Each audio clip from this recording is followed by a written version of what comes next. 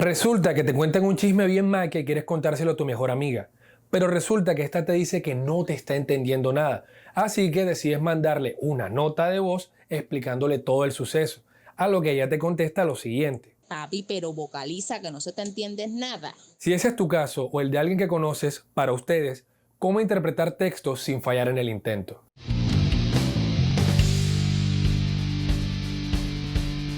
Hola, ¿qué tal? Soy Nor, maestro en arte dramático, dramaturgo por pasión y a veces director por presión. Y mi misión aquí es aportar a tu amor y curiosidad por el arte. Si eres nuevo o nueva, considera suscribirte. En la actuación en general, la interpretación verbal es la base del trabajo de todo actor. Darle vida al papel es uno de los principales objetivos de nuestra profesión. Por ello, la interpretación verbal requiere de un correcto fraseo y una clara dicción. Ahora, cada frase encierra una imagen que le da su sentido y esta imagen está representada por una palabra o por un conjunto de palabras que llamaremos palabras guía. Al decir la frase hay que enfatizar sobre estas palabras guías, concentrando en ellas nuestra atención sin necesidad de aumentar la voz. También sépase que las frases suelen poseer varios acentos y ya queda a nosotros dar referencia a uno, que será el dominante, y los demás secundarios. ¿Estamos claros? Avancemos. Al tratar de leer un diálogo con el sentido de la frase, notamos de una que la gramática fijada por el dramaturgo o guionista no corresponde, por lo general, al modo natural de decir la frase, lo cual nos obliga a fijar ciertas reglas de fraseo que con el tiempo se nos vuelven un hábito. El fraseo se determina por medio de pausas de diferente duración,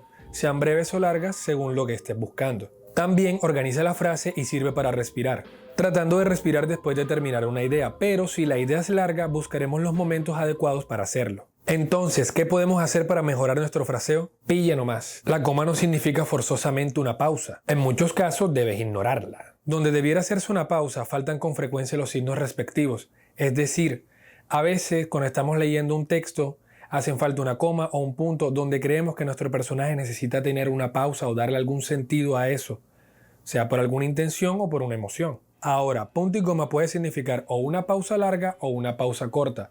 No te pongas de tibio y define cuál va a ser el sentido. La voz se baja definitivamente donde concluye una idea, sobre todo antes de la transición. Pero ojo, no dejemos que el final de la frase se desmaye. Que se desmaye. Que se desmaye. Ojo con las consonantes que se mezclan o se confunden y con las dobles consonantes que se llegan a perder. Por ejemplo, que en nada dicen en nada o del lado dicen de lado. Y esto es para ti que te gusta decir deo. Luego está la entonación de las preguntas. Se entona pregunta dejando la voz en alto cuando la frase empieza sin elemento interrogativo y si la respuesta puede ser sí o no. Por ejemplo, mira que has tenido fiebre, ¿tomaste agua? Y no se entona pregunta cuando utilizamos los elementos interrogativos como el qué, cómo, por qué, cuándo. Por ejemplo, ¿por qué no tomaste agua? Saber decir una frase con su acento lógico, aplicando las pausas de un modo inteligente, los va a llevar a otro nivel. Y es indispensable para el actor y para toda persona que tenga que hacerse entender de manera clara. Como por ejemplo, abogados, profesores, locutores de radio, etc. Una vez acostumbrados a ignorar la puntuación gramatical y leer de acuerdo con el sentido de la frase, ya no necesitaremos fijar el fraseo fonético. Pero sin haber vencido esas dificultades de la clara dicción o del manejo del fraseo, es muy complicado que podamos seguir avanzando. Pero, como yo sé que ustedes son firmes,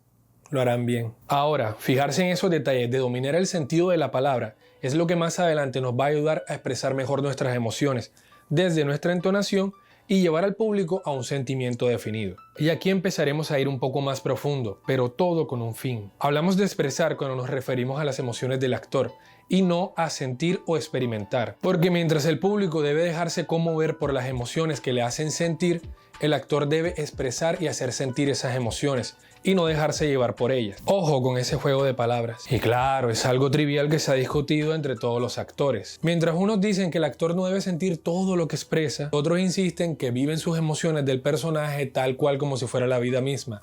Viven el papel como si fuera, vea, la realidad. De ahí casos como la de una actriz que le fue tan bien en un auto sacramental que decidió salir corriendo y meterse a un convento, o la de un actor que adoptó tanto su personaje que cambió el nombre a el que tenía el personaje, y también adoptó toda su vida así y de ahí para adelante se comportó como si él fuera el personaje mismo. Y así hay muchos y muchos ejemplos. Solo imagínense a Zendaya, por ejemplo, en Euphoria, que ella hace un papel de una drogadicta que en la vida real tenga que sumergirse en el éxtasis, en las drogas, en la heroína, en todo eso. O sea, loco, No. También se encuentran métodos donde el actor debe buscar un recuerdo que más o menos se asemeje a la emoción que tiene que sentir el personaje y así aplicarla. Y mira, puede que eso funcione en personas que apenas están incursionando en el teatro o personas que son retraídas o que no tienen los suficientes elementos creativos dentro del teatro como para poder tener cierta agilidad emocional. Pero el teatro lo que busca son talentos, no personas que tengan que valerse de un superpoder para poder llegar a sus personajes. Por ejemplo, imagínense que en una escena un chico o una chica tenga que llorar y para eso se le da por recordar la muerte de su mamá que fue hace unos meses. Obviamente esto va a ser contraproducente tanto para la escena como para él o ella. ¿Por qué? Porque es que si a la siguiente escena o al siguiente momento hay un cambio de emoción y la persona se queda ahí pegada, eso no le va a hacer beneficio a la escena misma y por el contrario, al actor lo que lo va a mandar es a terapia. Entonces son cosas que tenemos que sopesar a la hora de manejar este tipo de métodos. No creo que sean malos, pero siempre creo que hay que hacerlo debajo de un ambiente controlado, porque si no, no tiene ningún sentido. Ahora, el tío Stanislavski llegó a aconsejarle una cosa a sus alumnos, que acá se las dejo. Porque lo mejor que puede ocurrir es que el actor sea completamente arrastrado por la obra.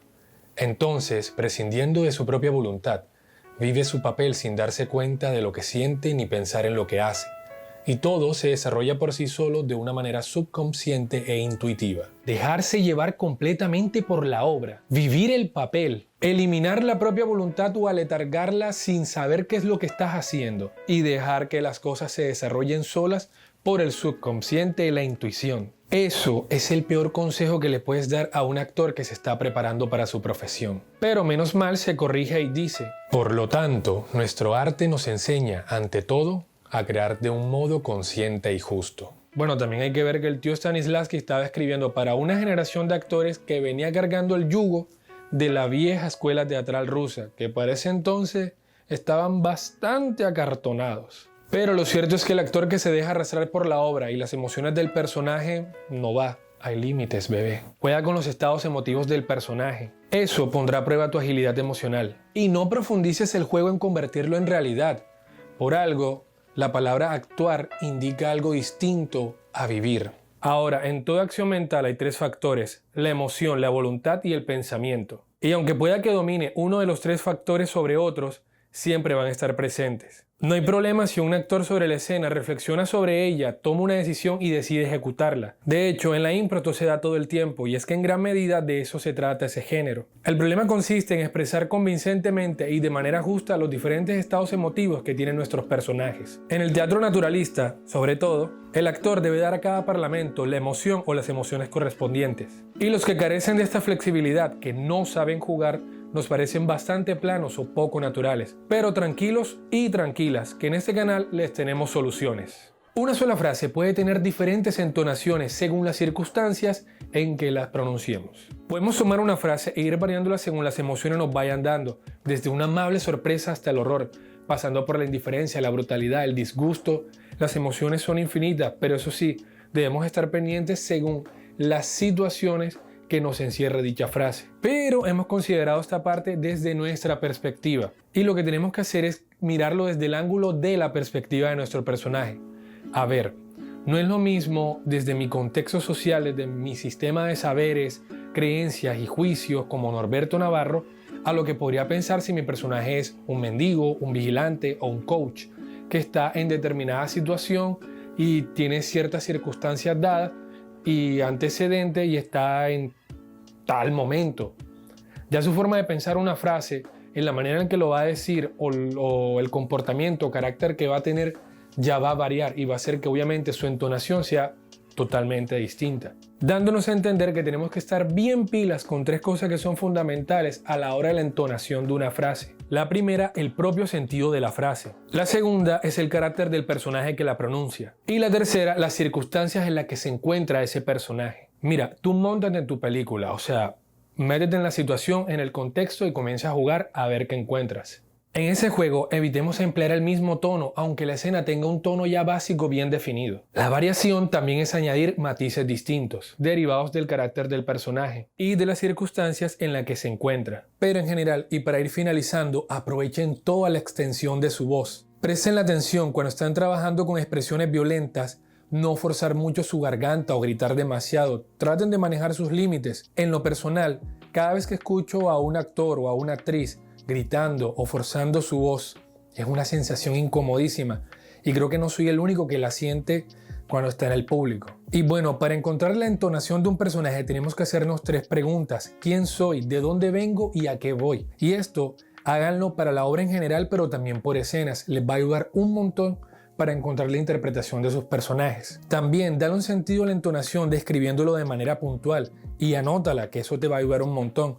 Por ejemplo, impresionado por X cosa que le ocurra al personaje por determinada cosa. Así eres un poco más puntual y no te pones tan digamos, vago. Así también ayudas a tu personaje a encontrarle un sentido en todo el arco argumental del texto y para que vayas variando pues en la entonación y vayas dándole cada pregunta. O sea, tú juegas. En conclusión, es increíble el efecto que podemos lograr jugando con la voz, fijando tonos en momentos precisos, creando una musicalidad que en nosotros crea 1001 emociones y que contagia a nuestro público. Y es lo genial. Así que no desaproveches cada una de las oportunidades que puedas para comenzar a jugar con todas esas melodías que tienes por dentro y todas esas sonoridades en las diferentes formas que puedes darle a un texto, el manejo del fraseo y la dicción. Y bueno, hasta aquí el primer problema. Si te gustó, no olvides suscribirte, darle like y compartirlo con tus amigos. La próxima semana estaremos hablando del segundo problema que tiene que ver con la interpretación plástica, es decir, nuestro cuerpo. Si quieres ver más videos como este, entra a mi canal y vas a encontrar mucho más contenido para que sigamos juntos fallando en el intento. Chao, chao.